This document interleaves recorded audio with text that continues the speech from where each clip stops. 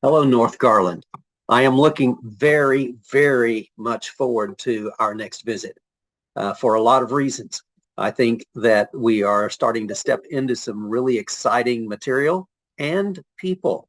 I've been interacting with a few people about you, been talking about you a good deal, but also reaching out to some friends of mine who are participating in churches that are doing what it is that I believe North Garland wants to do.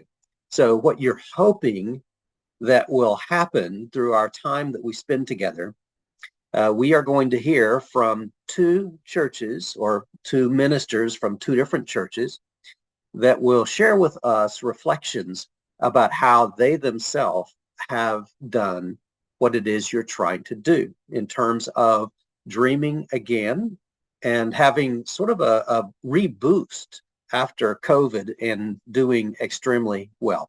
I think you will appreciate these fellas, and they are excited about meeting you, and they can be very helpful to us moving forward. They also will be very interested in partnering with you in ministry in any way that we can partner together.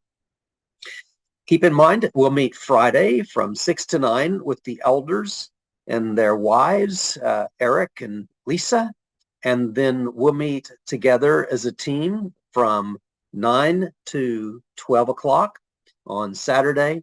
And I will be sending you some material to get you ready for our time together. Some of it is a bit of a review. We may go beyond that review just a little bit.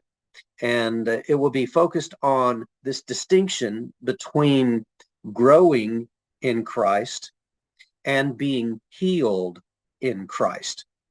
Don't think just in terms of being healed from having a withered hand or being blind and being able to see, but think of a healing of the soul that God gives us all at once when we're saved, but then there is this progression as we are transformed, to borrow the language of Paul from 2 Corinthians 3, as we look at the image of God, as we see God, we become more and more like him. We are being transformed from one degree of glory into the next. And so that continual transformation is about growth, but it's also about healing. But growth and healing are two different things. So that is really, really critical to grasp as we look at where it is that God calls us to be and what he calls us to do. So this content is designed to give us that kind of biblical base. We have to get this biblical base before we put anything out there in terms of what we think of in terms of our own vision.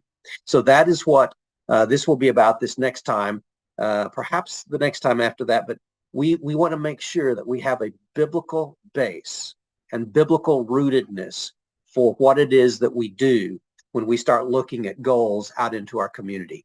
So that is the focus. And this material will come to you again every day at sunrise, the time that the sun rises. You should be getting this in your email. And also, another piece of this will be Eric showing a video of me speaking at the Harding Lectureship on vibrant ministry for small churches.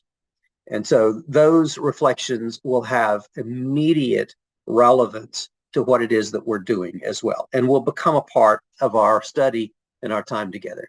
Again, I am looking very, very much forward to seeing you, and we'll have some things to provide, I think, that you won't expect. And I'm looking forward to that. Hope you have a good rest of the week.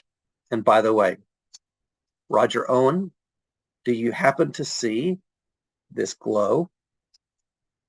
Just know that the glow is a glow for you, my friend. Have a good rest of the week.